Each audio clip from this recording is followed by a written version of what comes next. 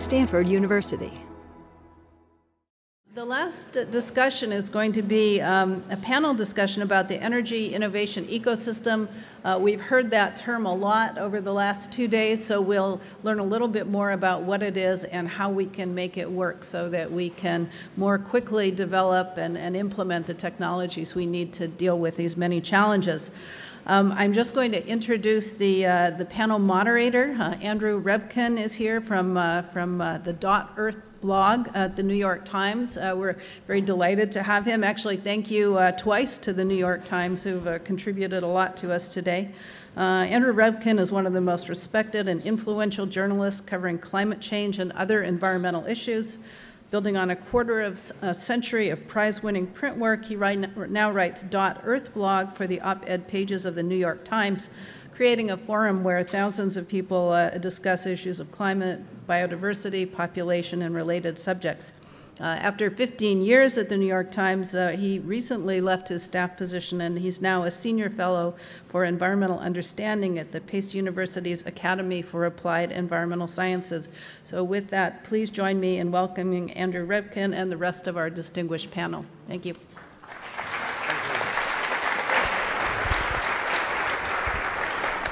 It's great to be here and great to get to know the panelists earlier in the day a little bit. Some important questions, but it's also mid-afternoon, so it's that kind of somnolent, potentially somnolent time. So I'm not going to let somnolence happen. We're going to keep this fast-paced.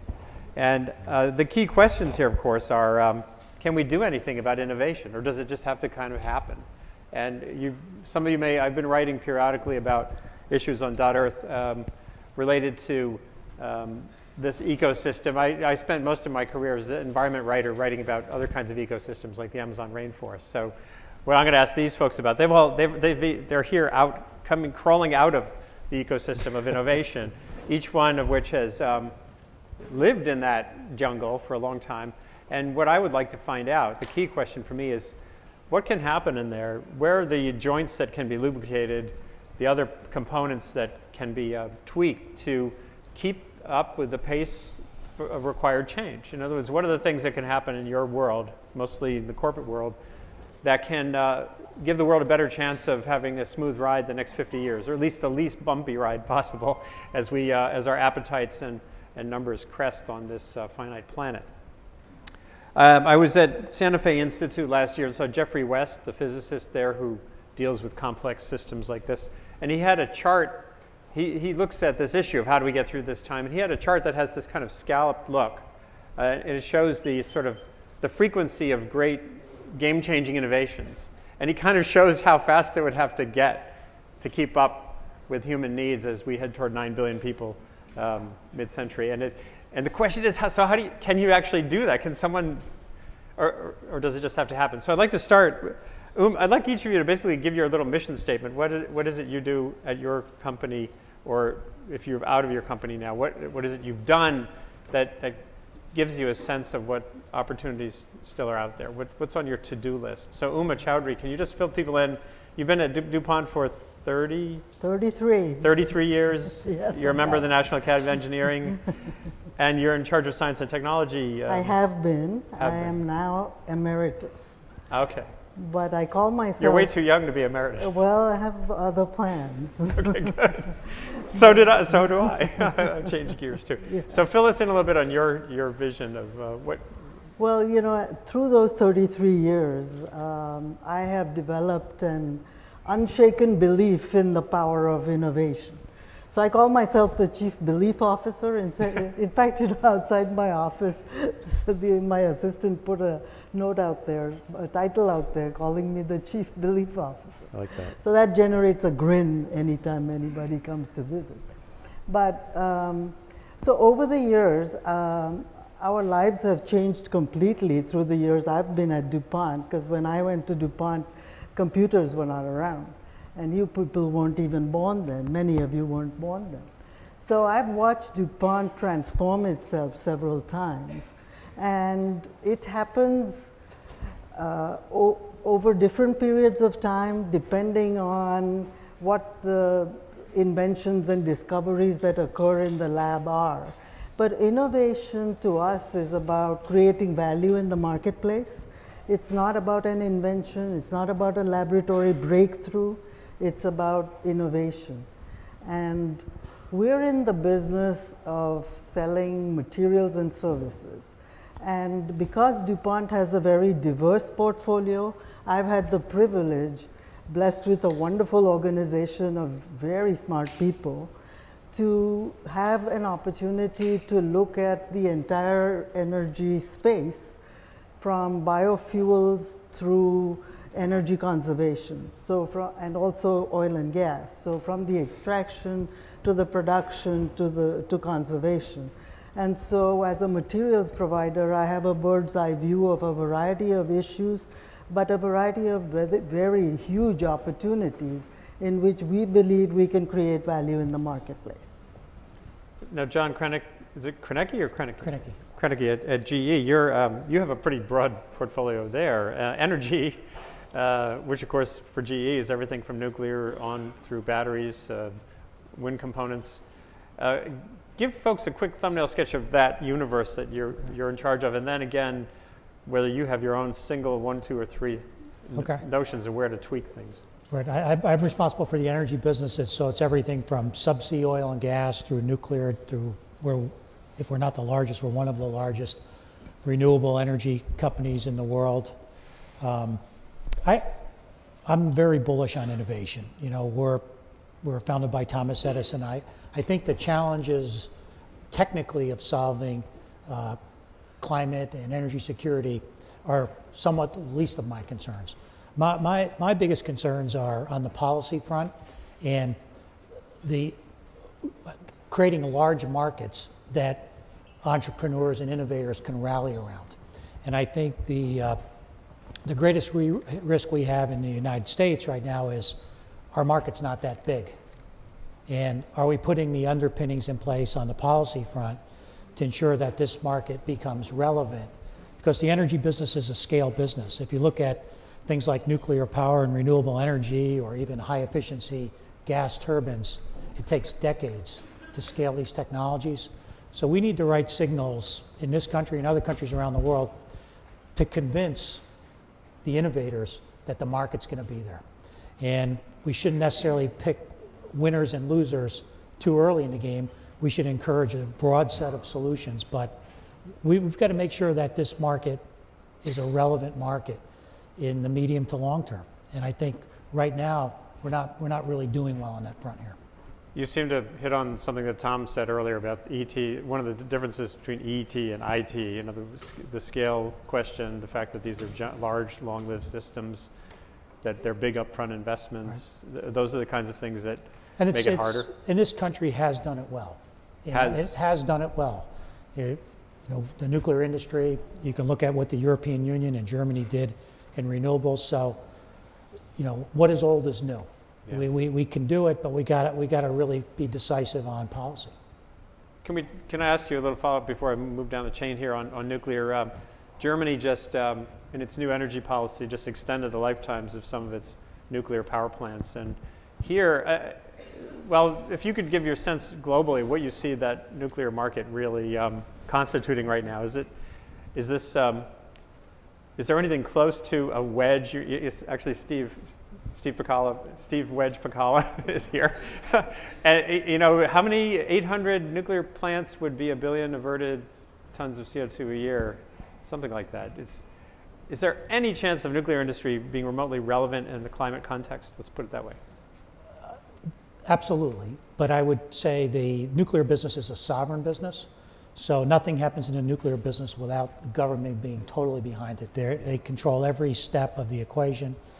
And where you see nuclear moving forward very quick today is in places like China, where the government's totally on board. Yeah. And some of that is, there's a slipstream effect on the climate front, but the other is around self-sufficiency and energy independence. And that's why you see it move fast in places like China and Japan. Japan doesn't have hydrocarbon reserves, so they've had a long-term commitment to nuclear and have a robust nuclear industry. And what I think you saw happen in Germany is very similar to the United States, is there was no better alternative in the short run than extending life, and that's what we've been doing in this country. By the way, has GE had a policy stance on you know, there's this issue of whether there should be renewable portfolio standards or low carbon portfolio standards. In other words, where nuclear and other non-polluting energy technologies that aren't renewable get in the mix as well. We don't pick one versus the other. Yeah. But, you know, in the United States, you have 30 states that have renewable energy standards. That's a great thing. We support that. We also think having a clean energy standard that doesn't pick one versus another or value for carbon, but anything that prices in externalities, I think will advance things technologically. So that's what we support are those types of policies. Cool. So now we're heading toward the solar end of the spectrum here. Roy Johnson, you're formerly CEO of Calisolar. Can you kind of give the audience a quick sketch of your career track there and what Calisolar has done? Thanks. So let me explain. Calisolar is a company based in Sunnyvale. The company was founded about 4 years ago with a specific purpose of lowering the cost of solar. And we're doing so by using a completely different grade of silicon that is less expensive, less highly refined, which historically has been difficult to prove out that you could get it to work and still get high efficiency. And the technology we developed over the last 4 years has allowed us to hit pretty much the midpoint of the market in terms of efficiency, but with a much lower silicon cost. We manufacture our own silicon in a plant up in Toronto. We have a development center in Germany, so we're pretty well spread out. We have about 300 people in the company now, including, as I said, a pretty large factory in Sunnyvale where we're making solar cells right now. My background is actually all Silicon Valley. I came out of Stanford Business School and went into a company called 3Com that has finally disappeared into HP. And then I've done a series of startups since then, always in the computer networking industry until 4 years ago when I moved into the energy business at Calisolar. And so I've seen the innovation model work the way it classically works in Silicon Valley many times, where you have smart people with delusions of grandeur in many cases, because if you're not a little crazy, you don't start companies. Sorry. But I do believe this is true. You have to have this passion and this belief in the face of all kinds of obstacles, and I think that's been critical, and that always exists here in the Valley. And then the other thing you have to have is access to capital, and I think one of the big challenges for the solar industry and many other alternative energy businesses is the very capital-intensive nature of it. Our company has raised $200 million in the last 4 years to get factories built. And we need access to more capital to continue to build factories if we're going to be relevant on a global scale.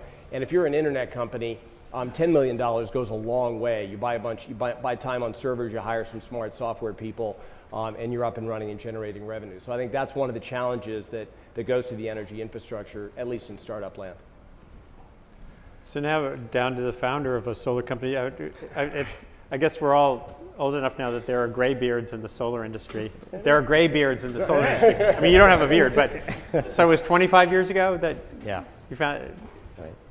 What happened at that moment, and is it replicable today? It is, yeah. Well, I guess in a way, SunPower is a poster child for what we've been talking about. I mean, it grew out of Stanford University and technology that developed there. I eventually was forced to make a decision whether to stay on as a professor or follow my dream, and I chose to follow the dream. But I say it's a poster child because certainly there was a lot of innovation involved, but it also reflects a lot of what Tom Friedman said today and others. It actually took 25 years to get where we are. So energy, one of the elements of the energy business that I think young, innovative entrepreneurs need to realize is it's a slow-moving business. We're talking changing massive amounts of infrastructure. We're talking about building 2,000 to 5,000 square miles of panels just for being deployed in the United States. So for it to transition from a hobby, as he said, I thought that was a great slap, into something significant requires tremendous investment and a lot of time. So SunPower is on that way. I think the industry has grown 40-fold in the last decade, which is 40% per year, basically. So that's the good news. The bad news is we're still only supplying less than 0.2% of the world's electricity. But the good news is that if we continue that growth for another 2 decades, we'll actually be supplying a significant amount of the world's electricity. So from the point of view of an innovator, I think it's very important to understand the sort of dynamics and time frame of this transition, the scale of it, the fact that logistics and glass supply and things like that you may not think of as an entrepreneur are actually gating our development as an industry. And so that doesn't mean that there's not room for innovation by any means, and I think innovation will be very important. But it's a complex industry overlaid by all of these policy issues that really have to get worked out. And if you're up for a game with that many moving wheels, then I suggest you try it.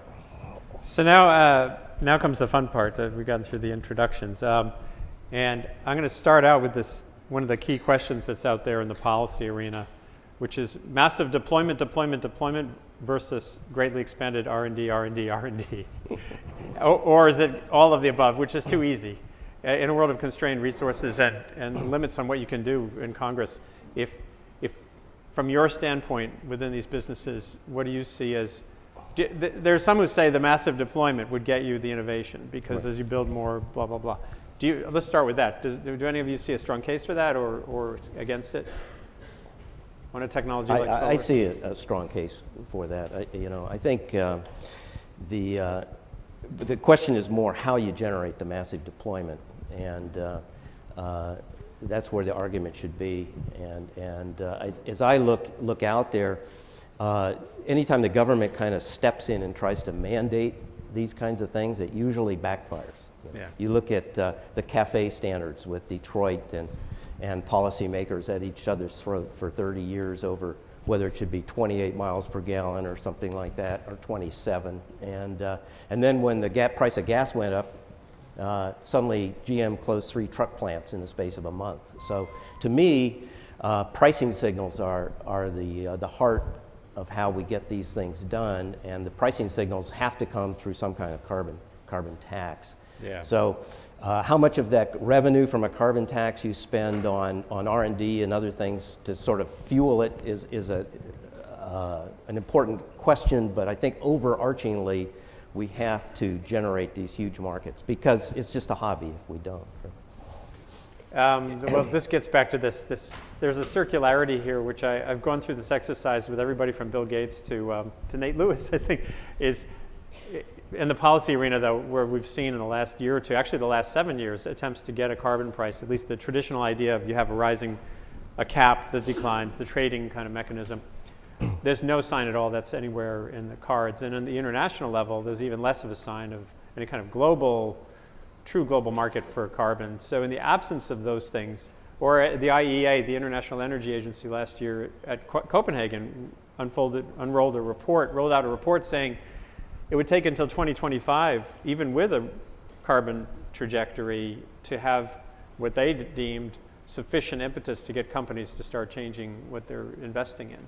And that's a pretty far down the line, 2025, to get a signal high enough to generate the change, which seems to contrast a little bit with what you were saying. I don't know if any of you have your own sense of. Certainly one of the things we've seen in the solar industry that has been very effective, especially in certain jurisdictions, certain states or certain countries, is the creation of direct subsidies. Like Germany, you mean Germany? Germany as an example. So Germany. But here's a question for you. I know about the deployment that's resulted, but what about innovation? So right, and that's where I was headed. So Germany has had a huge amount of innovation in the solar industry. In fact, in our company, for the first 2 years, we had the vast majority of our employees were in Berlin, because we were able to leverage the skills that existed in other companies, in universities. Germany has a whole network of institutes that are a bit like the SRI model, where they're partly government funded but largely through cooperation with industry.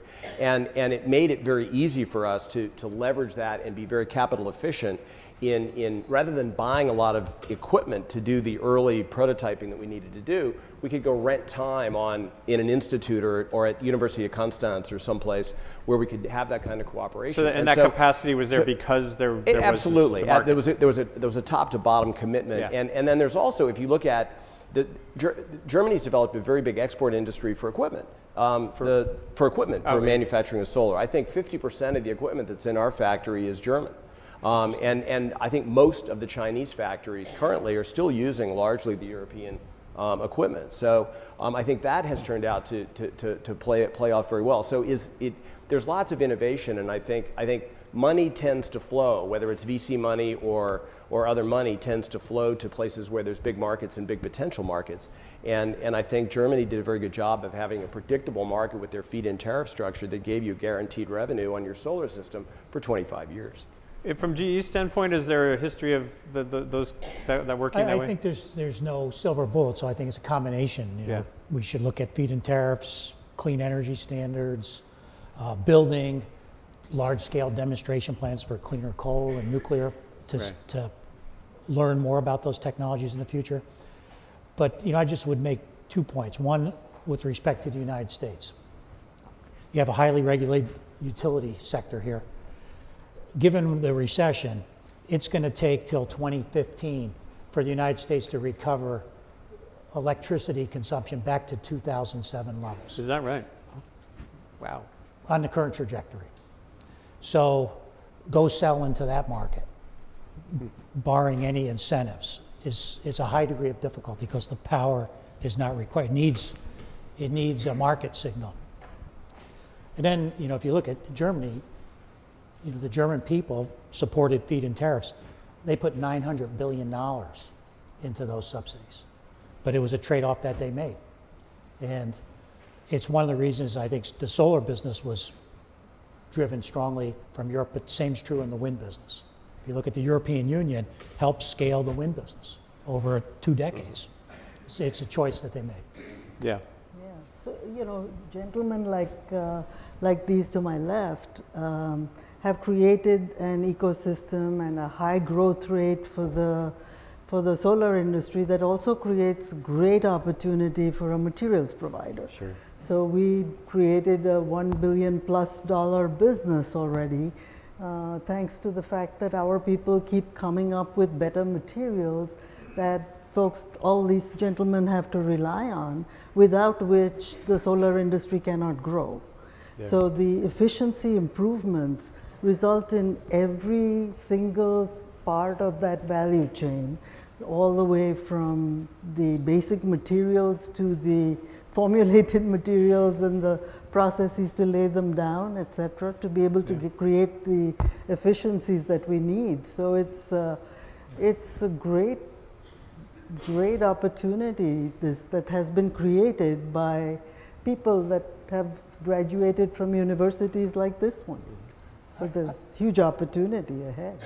I might just add one other example. In the wind space, the United States came out of nowhere to be #1 in 2008 in global installations because we had good policy and we had demand. Given the recession, and now that natural gas prices have collapsed, the US has dropped from #1 to #3 in 18 months. So the Chinese market today is more than twice the size of the US market because China has a commitment to 20% renewables in 2020. Our policy in the United States ends at the end of 2011. So we're not going to be creating a lot of green jobs when you can see the end in the end of 2011. One other thing to address along those lines is I think one other factor that hit in 2008 in the US in the wind industry and the solar industry and is not as evident in China was that the capital to deploy the systems largely went away. Most solar systems that are put out there, large-scale ones, are financed through a combination of tax equity and bank debt or debt. And the biggest tax equity lenders in 2007 were AIG, Merrill Lynch, and Lehman Brothers. None of those were tax equity investors, or are anymore. And I think GE was a big player as well.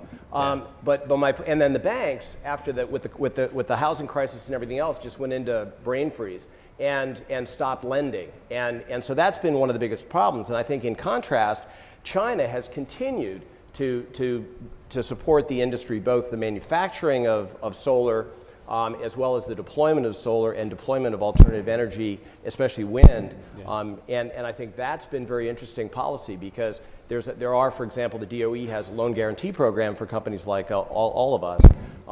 And yet it takes 18 months to get a loan, and you know, that's a lifetime for in this industry, and I think that needs to be streamlined. Yeah, I want to transition back in time in the sequence of things that happens between an idea and a product and a big market. And then go back to that where you were, Richard, in the 70s. What was the advance, or what was it you built out, and where did that seed idea come from? Oh, Andrew's got a... Was it one of these posters? Actually... You know, the equivalent? Yeah, yeah. Actually... What was on the poster? What would have been on the poster? I'm walking by your board now. What was on my equivalent of a poster came out of a postdoctoral IBM postdoc fellowship that I did, where I came up with the notion that we needed higher efficiency, and that the ideas on the table at that time in the 70s would just not generate enough energy from solar to pay for the concrete and the steel and the glass and all that sort of thing. And fortunately, at the same time that I was coming up with this idea, the US had an energy crisis, and they formed Electric Power Research Institute. Right. And so I went over there, and first I went to the federal government, and this was before the formation of the DOE, and I said I have this great idea to improve the efficiency. And first I went to DOE, ERDA, which was called back then, and they said, well, we're not funding anything that we don't know works. You should go to the National Science Foundation. So I went to the National Science Foundation, and they said, well, we're not funding anything having to do with energy. That's ERDA, okay? So... that kind of thing never happens now. Yeah, yeah, so that kind of thing. And when I came back, though, I got hooked up with EPRI, and we started a long-term relationship. So it was private money? Well, Electric Power Research Institute, yeah, it's public utility money, basically. That's interesting. Yeah. Well, sometimes the idea can start with the federal government too. So the Department of Energy put out a big vision back in the late 90s, actually, that we should dream of a biorefinery someday. We want to decrease our dependence on fossil fuel. Right. And at DuPont, we had begun to build the capability with biology, and had learned to re-engineer microbes to be able to convert things like glucose into useful chemicals. And when this vision was proposed, we decided to apply for the federal grant, which was tens of millions of dollars over several years, in which a cost share relationship ensued with several partners in this ecosystem. So it could be NREL, it can be universities, it can be lots of different people, including startups, because the DOE has the vantage point of being able to see a lot of different types of innovators in the system and bring us all together, because partnerships are the way to go when you're trying to address these mega scale problems. So today, we're building a plant, and we'll have a cellulosic ethanol plant that is commercial before too long. So the excitement exists in several spheres, and the ideas can come from anywhere, from a university, or can originate in the federal government too. I wouldn't mind getting some input from you all on the ARPA model, or how that's played a role, either in the early days of photovoltaics, or even before you, or now with this sort of resurgence of the rebirth of temporarily of ARPAE, perhaps temporarily. Do you see that as a necessary component in this chain leading to products and markets? Anyone jump in if you have a... Not me, I think it's a waste. You think it's a waste? Our ARPAE, I don't know too much about that one. By the time ARPAE came along, we were kind of, as a company, too far along. But what I will say is that we did participate in an earlier program that DOE and NREL ran called the Solar America Initiative, where we made a proposal and got a $3 million grant, which as we were just getting started, and $3 million made a big difference to us, to work on some advanced development stuff that we did that really helped us in the long run. So, and we've had a good technical cooperation with NREL. So the fact that NREL exists is very, very useful in this, for us and in this industry, and has been a very important resource. And it's supplementary to all the other ways that we go and get technology and get money.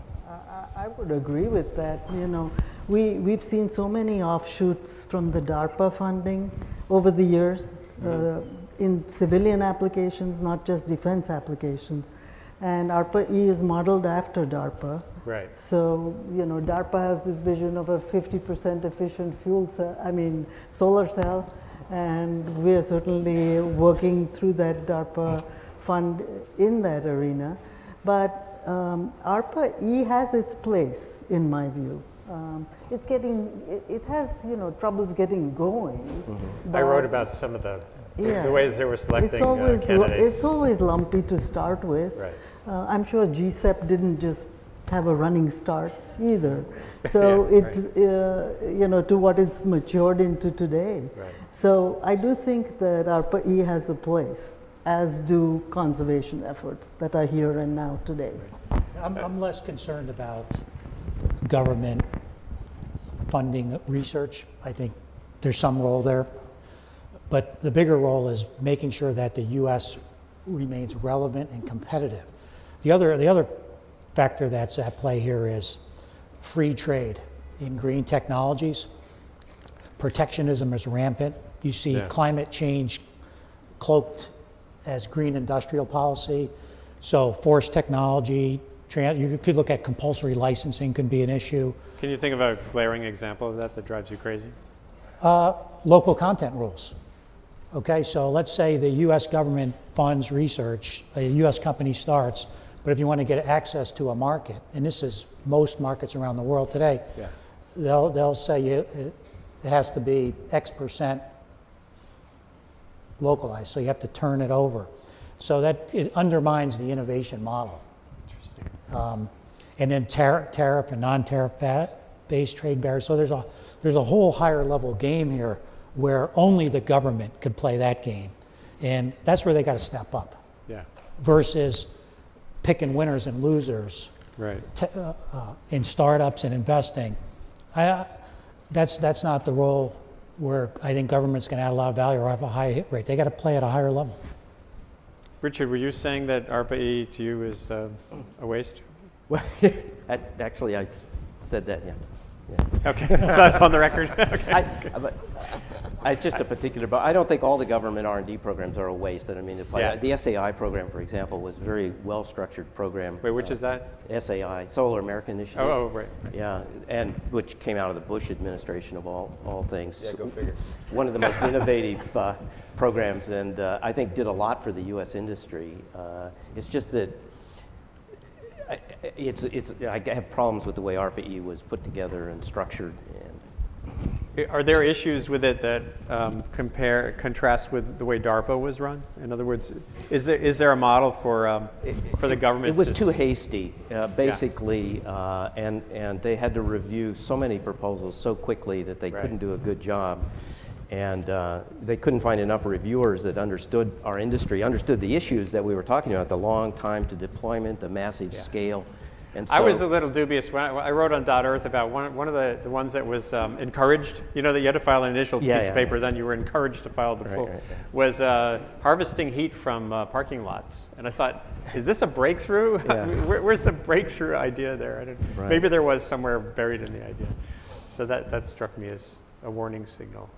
You know, we may not see it today, but all the benefits we enjoy with the IT industry, the health industry, the defense offshoots that we enjoy today have all been the result of massive amounts of government funding.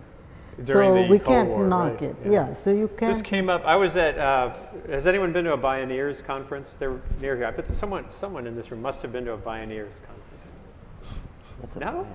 Yeah, there could be. Oh, sorry.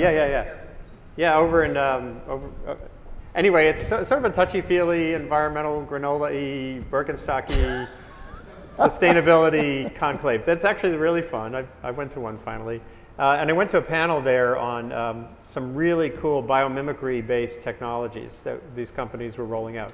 One was wind turbine blades that were knobbly on the front, not a smooth surface. The whole history of the wing, the airplane wing, is you have to be really smooth. You don't want turbulence. Well, it turned out that they model them after a certain whale, humpback whale tail fin has knobs on the leading edge, and they found that it actually is more efficient by enough percentage points to make it a better turbine. And the other two panelists also had technologies that were basically materials advances. And I asked a question at one point about what was the origins of all this stuff. Well, the whale came from Navy research on making submarines slipperier. And so here you are again at this meeting about these really cool biomimicry, design, green design, and it all started out with the Defense Department. So that's to me says a lot about what you were just talking about. That when you really look back down the chain, we still do rely to a certain extent on fundamental breakthroughs. And I think one difference though in defense is the government made the market. Yeah. Right? So submarines. They were the industry in this country at least is still in private hands. Yeah. Right. So that connection's not as direct. What you say is true, because the biotech revolution also started with lots of spin-offs from Stanford, actually, and the IT as well. Yeah. So if you were walking around earlier today at the poster session, and there were a lot of young scientists working on the cutting edge of things like photovoltaic chemistry and physics, and would you say they're missing the boat? There isn't much to gain there. That isn't where they should they be working on financial innovations instead of which were really successful at least for a while. Or is there a role for that stuff? Oh no, absolutely. I mean, I saw a number of really interesting things out here today, and that have the potential to have a big impact. And I mean, our company was founded by some people that came out of Berkeley. And they had done a bunch of work, and they had it was just like this. They had done poster sessions over a number of years, and it had turned into enough real work that you could go get it funded by the VCs to get it started. And it takes time, but there's no shortage of ideas. And one of the things about the venture community is it's a very, very efficient filter. The bad ideas, most of them don't get funded, and hopefully the really good ideas do. And it can be very frustrating as an entrepreneur to try and get through to get funded. But I think the system actually works pretty well, and I think that's one of the challenges, like with ARPAE, is who's doing the evaluation and how knowledgeable are they, and do they have the right mix of fear and greed that the venture community brings to it that you need. Now, seeing as we're at a school, it's worth bringing up the question of, do you feel that this is another gathering storm issue? Do you feel that there's adequate resources and the pipeline, the academic pipeline, is producing the intellectual infrastructure that you all need to move ahead in the next few decades? Cool. Yeah, we're done. Yeah. Well, I think if you walked around the Stanford campus and said, give me all your best ideas for an energy company, an alternative energy, you'd be buried. Yeah. The problem would actually be not getting the ideas. The problem would be filtering them and figuring out which ones to go with. I don't think there's any shortage of that, and I think that'll always be the case. Well, that's it. That's news. We should. I should write that up. We don't need a.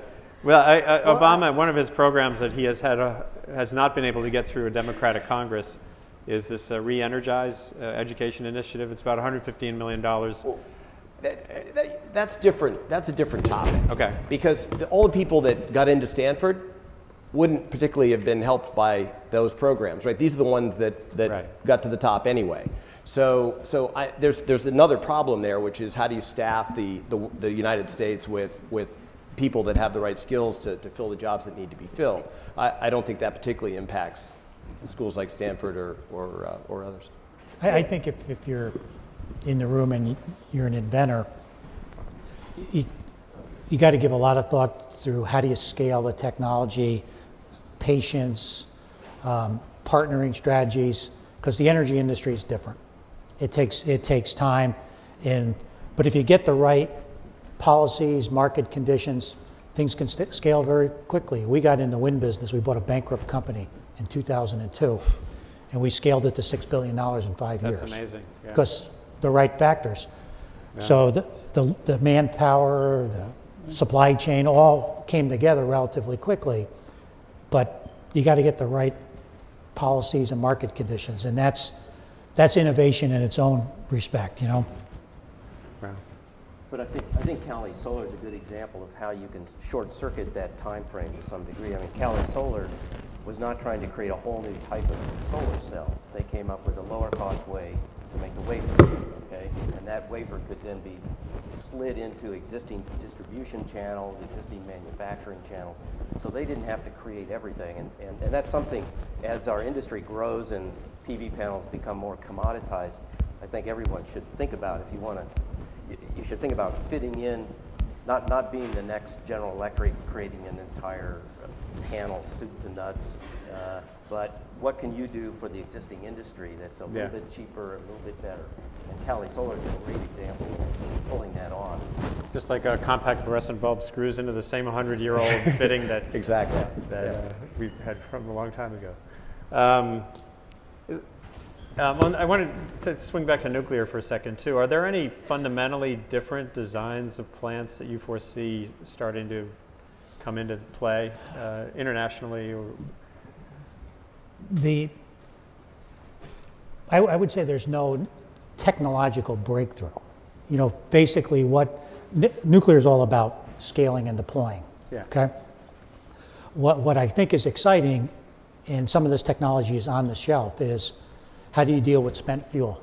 There are technical solutions to utilize spent fuel that we could build pilot facilities that can generate several hundred megawatts. We could do it today, but again, it requires sovereign commitment.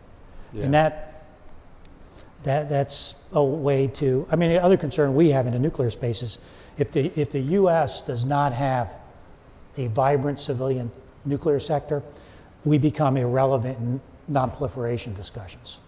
Because other countries around the world could advance the nuclear industry without us. It's not the 1950s anymore. So it's an important point. And then let me just switch gears to one other point on innovation. Yeah. There'll be lots of jobs in manufacturing clean technology, but there'll be even more jobs in servicing it and installing it and take care of it. And that's an aspect that gets lost. You know, it's highly unlikely we're going to build a solar factory in every single state, but if we have the right policies and a healthy solar industry, boy, there's going to be a lot of employment in servicing and installing, and we miss that. And I think that requires a lot more discussion and visibility. I'm going to bring in audience questions in a minute. I don't know if the microphone people are there microphone people? Oh yeah, okay. Oh, there are a lot of questions, good. So let's start right in the middle of the Hawaiian shirt. Who went to Bioneers? Hi, just as another old Stanford PhD and someone who's been trying to help environmental groups and industries understand the realities and the hype in energy. I have 3 questions. One for make them really you, short, Andy, then. but I'll just make 2 quick. As a former happy 3-comer, and a happy stockholder in SunPower, are you doing anything about the fact that current panels, because they're mostly inefficient, that is, the best SunPower ones currently generate about 20% electricity from the 100% of the sunlight they get, that they convert that 80% remaining into infrared, which is then reabsorbed by greenhouse gases. So in fact, without carbon mitigation, that is, as our generation capacity reduces its carbon generation, solar cells at the current efficiencies actually add to global warming. So are you doing something about linear reflection of unused frequencies from the panels? This goes to what Chu had to say about painting roofs white.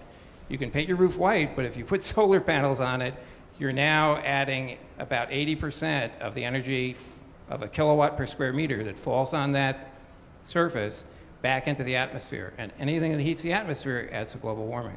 So what I'd like to know is, what are you doing about that, both of you guys? Good one. But fortunately, to make an efficient solar cell... I have one more question. Pardon? Fortunately, to make an efficient solar cell, you have to have... Huh? Your microphone Did it fall down? Or? Ah, there we go. There you go. Fortunately, to make an efficient solar cell, you need to have a mirror on the back of the cell. Right. And that's there to cause what we call light trapping of the light that comes in. But it also rejects the infrared. So in fact, efficient solar cells are white, if you will, in the infrared, not black. Now, yeah, right. Yeah. But the point is, the half of the light is not infrared, and if you only absorb a few wavelengths to convert to electricity, then the rest is getting converted to heat as well. So the panels get very hot. I don't know if you've ever measured them, but they get very hot. Of course we. And so as a result of that, you're actually re-radiating that as infrared back in the atmosphere. So I'm just wondering if you're doing something about it, because I think it's important. Well, what I'm saying is that a solar panel radiates about half the infrared back that a flat black surface would. Right. And the key is you don't want to move the spectrum. You want to do it linearly. Just to be fair to other questioners, can you hold off on your next question? Well, it's a very simple question. Okay, all right. How many of you actually are aware, since nuclear is an issue, that we solved our power problem 40 years ago by the same people who worked on the Manhattan Project with a molten salt reactor, which has no significant waste, has no pressure, no explosion capability, and can actually consume weapons and existing nuclear waste? Because that is an example of policy and politics getting in the way of innovation. And from 1954 to 1974, our Oak Ridge, Tennessee people under Alvin Weinberg operated the molten salt reactor system perfectly safely. Any quick thoughts on that? Sure. I'm going to see if I can write something on that at some point. Other questions? Right here. Oh, yeah. So thanks to the panel for a very interesting discussion.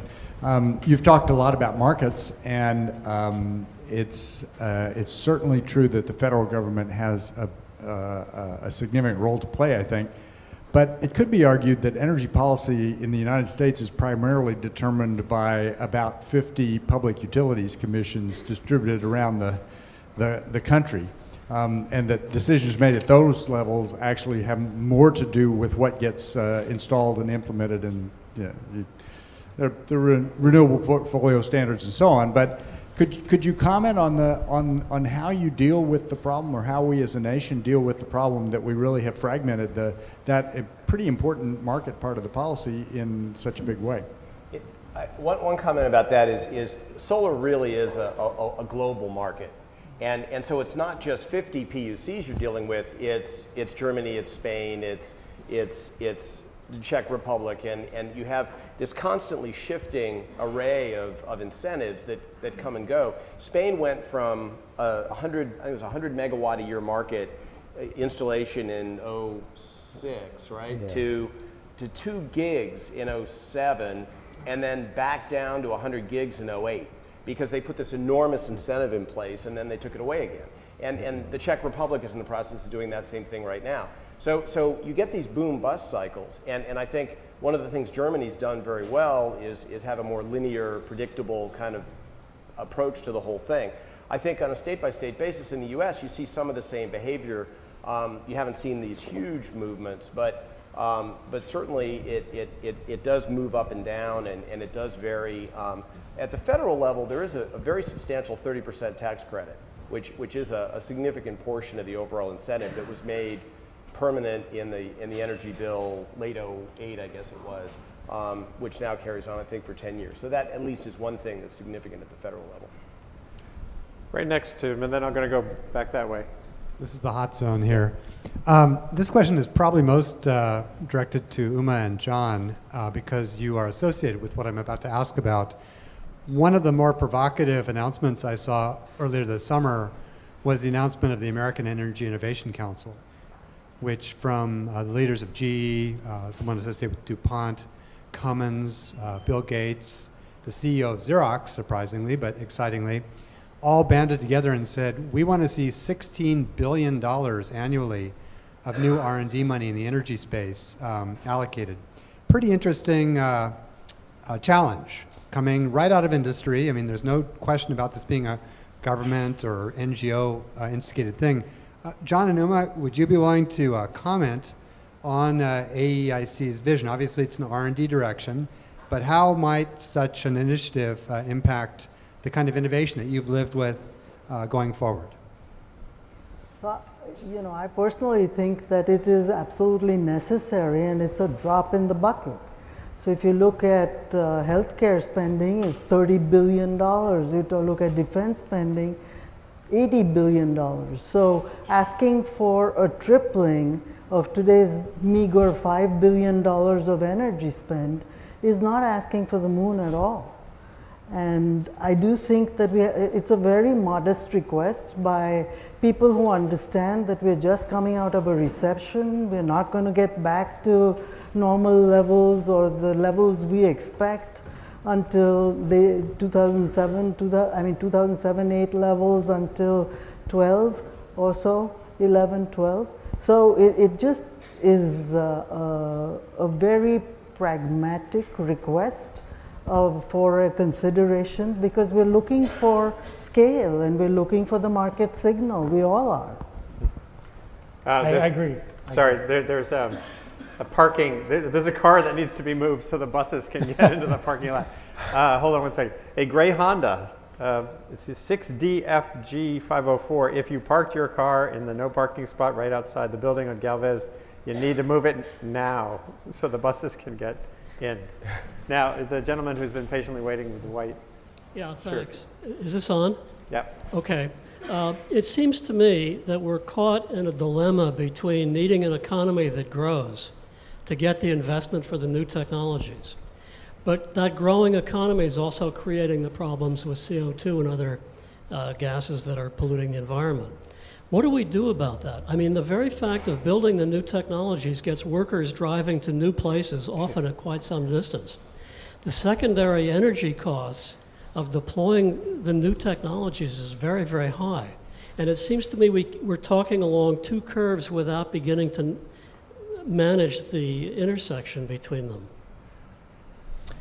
I think a simple answer is a lot of the new technologies will existing installed base. So you basically get a big efficiency upgrade. I think one of the things you're going to see, there's a revolution in natural gas in the United States with shale gas.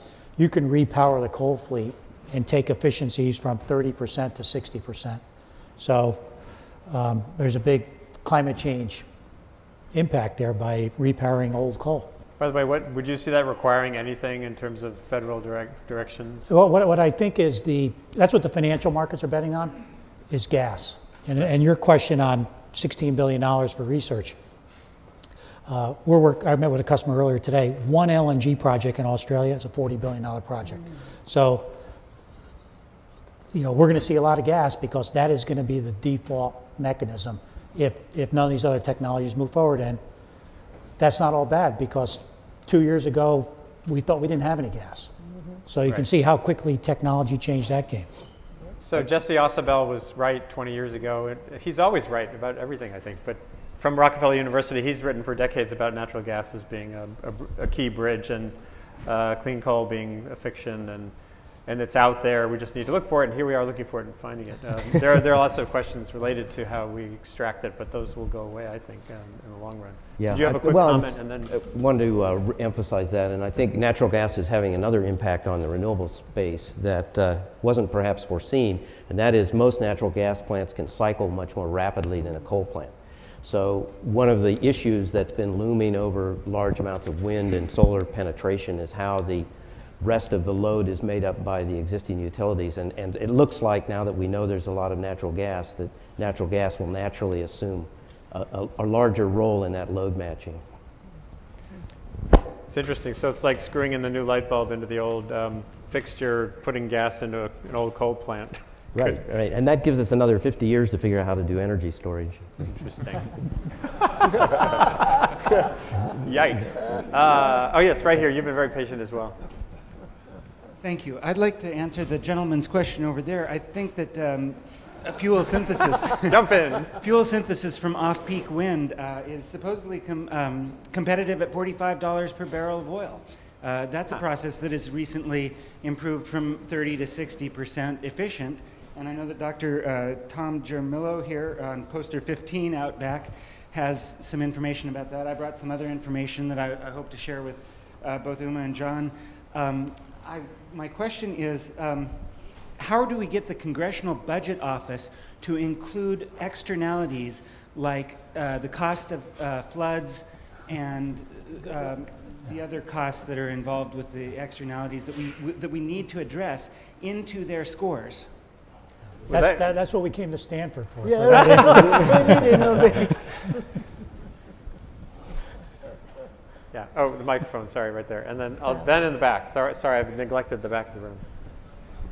So, okay, am I first or in You're the back? next. Oh, go ahead.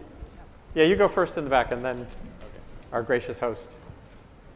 Okay, so given the composition of the panel, I have another question about innovation pipelines. Right? So I'm an old Bell Labs Silicon Valley guy, so I've done both the long-term R&D that the two of you on the left and the craziness of the valley, the two folks on the right. Right? Talk some about what your time frames are, what kind of R&D portfolios you run on the left, and the kinds of projects that work or don't work with the combination of university spin-off, VC funding cycles, scale issues, right? Anyway, I'm curious to get contrasts, right, of what each side can and cannot do and where you might get help from the other side. Because the R&D pipeline management is pretty different between the two of you, I think. Absolutely. Good question. So, very good question, and we worry about that all the time. But in a company like ours, we have a large portfolio of programs, and we have to ensure that the pipeline extends in several horizons, right? So, we are part of a 200-year-old company, 200-plus-year-old company. So we've survived in spite of what is written about corporations being very slow and elephant-like. It just takes a different mindset to recognize externalities and to continually transform oneself and to get onto new trajectories of growth. And so we have a reasoned view of what is expected in the short term versus what is expected in the long term, and the time frames for if you're going in a completely new area like in biology, in biotechnology for totally new types of liquid fuels, it's going to take 20 plus years. And the short term is 1 to 2 year kind of cycles. So it requires a strong stomach to be able to fight the case year after year in the face of recessions as well, because you know the first tendency of in many businesses is to cut the easy money, the R&D money, right? But luckily we have a belief in R&D based innovation, a belief that the nation's economic might comes from its innovation engine, and our might has come from innovation. Just a quick snapshot. In the clean energy space, we have 12,000 engineers spending $2 billion a year. More than half of them have been with the company less than 5 years. About half of them are outside the United States. And in parallel, we have a big M&A machine. So if you look at our entry into renewables, we look for smart people and good businesses and we buy them. And that's been true since Edison started the company. That's pretty amazing. Has the proportion of that to the company's revenues changed over time, or is it, just thinking about that, your R&D as a portion of revenues? It's growing with revenues. You know, so if I look at the energy business, sort of a stable proportion of revenue. You know, we're spending between 5 and 6% of revenues in R&D. Yeah, and we look to startups all the time to acquire technology. So we are not working in a vacuum. Any thoughts on the VC, et cetera, end? On the university research, and I just have unmitigated faith in the power of unsolicited principal investigator proposals to do work. I think you never know what you're going to find with research. What I think is most helpful though in this context is to allow the universities to work with companies to get a sense of proportion on what the real issues are. I think things like the Industrial Affiliates Program, when I was at Stanford, we had a very active solid state industrial affiliates program, which was very rewarding as a student because you saw industrial researchers come in, they actually came to see what you were doing and hear what you were doing. It was helpful to get feedback on how what you were doing was perceived in the outside world. So I think those kind of collaborative university industry programs can make a real glue that can make this whole thing work.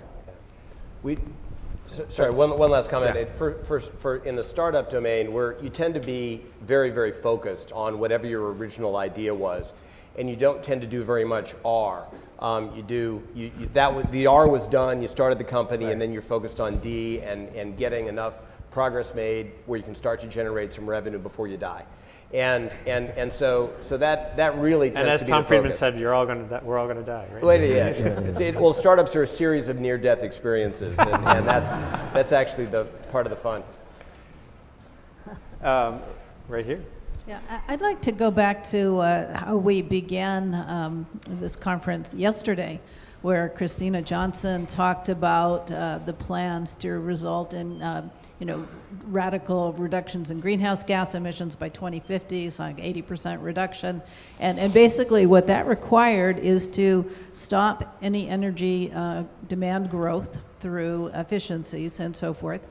And then on top of that, we had to increase the pace of our nuclear industry by, I don't know, something like 20% a year, year after year for decades. Similarly, the CCS industry, all the renewables, wind, solar, lots of radical changes that they have to continue to grow year after year after year. So what that tells me is we really need to get this, innovation ecosystem really humming. And I guess I just wanted to hear your ideas. What do we really need to do to get this thing humming at the pace that we can achieve this very dramatic reduction in our emissions while at the same time providing all the energy we need? It's very simple. You need political will. Because right now the market's going the other way, at least in this country. If I look at global power generation over the next decade, the fastest growing fuel source is coal. Right. If you look at incremental power additions, India will be twice the size of the United States over the next 10 years. China will be 6 times the size of the United States. So we're not building a lot of nuclear. It's paralyzed right now in this country. So we got to do some stuff. We need political will. And then if you look at the scale challenge relative to China and India, if we're not in the game, this is a scale industry, how are we going to be cost effective? So I think it's a political issue more than a technical issue. And unfortunately on that front, the politics looks very challenging. And of course, there's Michael Schellenberger at the Breakthrough Institute gave a talk in Washington a couple of years ago where there's an old joke about about fortune cookies. You get it in Chinese restaurants in America. They were invented not in China. And my sons love this joke. If you add the words "in bed" to any Chinese fortune, it becomes a joke. So you will have luck next week in bed. In this meeting, Michael said, the problem in this arena is you have to add the words "in China" to everything you describe. In other words, cheap and competitive with coal in China. Add that phrase to anything, including, and then when you see the growth in emissions coming in those places, decarbonizing America really doesn't, the climate system will barely notice that in essence. Maybe, I'm butting in with my own final question here, but do any of you see a role for partnerships or other ways where American policy can meaningfully influence trajectories of emissions in places like India and China? Or technology adoption? Absolutely. If you look at an area like clean coal, I'm highly confident that if the U.S. wanted to build 5 or 6 large-scale demonstration plants for new technologies, the Chinese would go dollar for dollar, plant for plant with us in a heartbeat. But they'd like to see us lead. And that's one example. I'm sure that's true in other areas as well.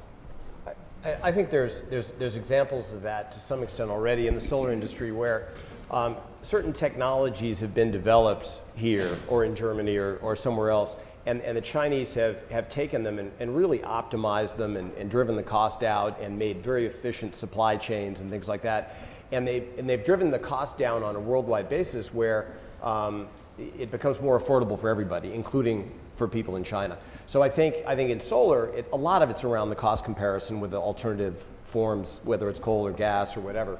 And so I think everything that we can all do to drive, I think that's one of the biggest things we're all focused on in the solar industry, is driving cost out. Right. And there's two, you can do that in a couple ways. One is to drive efficiency up, and the other is to take actual cost per down, because what really matters is cost per watt. And the more watts you get, in one of their panels, you get way more watts than you do in anybody else's. And it really does work on a cost basis. So it's certainly absolutely true that the Chinese have led the way on cost reductions, and in fact they've done us all a big favor. We were, at first when the Chinese cost numbers were becoming public, we said there's no way, for example, on turning cells into a panel, laminating it, their reported costs were less than the cost we were paying for EVA, the plastic. So how can they do that? So we didn't believe it. Well, it turns out it was true, right? Because they had greased the whole supply chain and worked every little bit. So they have taught the rest of us how to do this, and we're playing catch up. But on the policy side, I see great synergies and interactions. Germany started out with a feed-in tariff. California started out with a rebate program. Both had their pluses and minuses. Spain adopted the German model with some modifications. It was a disaster. So the people working in public policy for supporting renewables, I've watched all this, and they're now creating new policies that take the best learning from every place in the globe, what worked, what didn't work. It kind of reminds me of the early days of computer programming, where each program had its own, Fortran had this capability and COBOL had this capability, and all after 10 years they were all the same. You could write any computer language and it had all the same functions because everyone adopted what worked best from everything else. So I see that happening. I think the mistakes that were made in Spain are well understood now, the mistakes that a rebate program, distortions that it caused, where there's no performance, so you could put the panels in your basement, so everyone learned from everyone else, and I think on the policy side, that learning is helping the overall industry. But I think the key to these policy changes will depend on technology, because what India and China want is American technology. Yeah. And they have watched us improve our manufacturing productivity, reduce our energy consumption over the years in a remarkable way. I know from my own experience, we have reduced our energy consumption, say 9%, with terrific increase in volume. So those are the kinds of technologies and services China would love to have. So I do think, what does America have to offer? It is this amazing innovation engine that can be the basis for a lot of peaceful negotiations. Maybe one other area with respect to India and China and the United States. I know we're talking carbon here. Yeah. Water, clean water. 40% of the surface water in China is polluted. Today, the world reuses 4% of its water. Israel reuses 85% of its water. Think about an area that jointly cooperate with China and India. Water is a huge opportunity.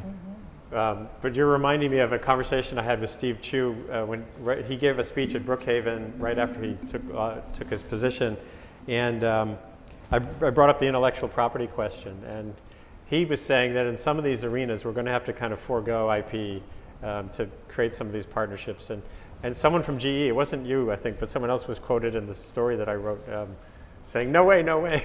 How big a deal is the IP issue with?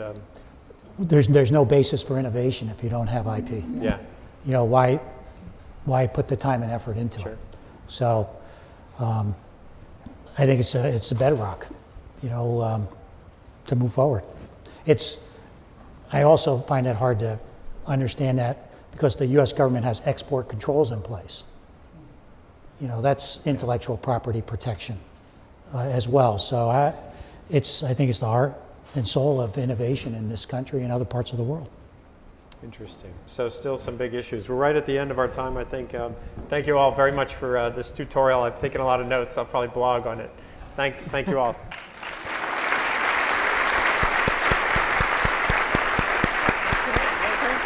Thanks. For more, please visit us at stanford.edu.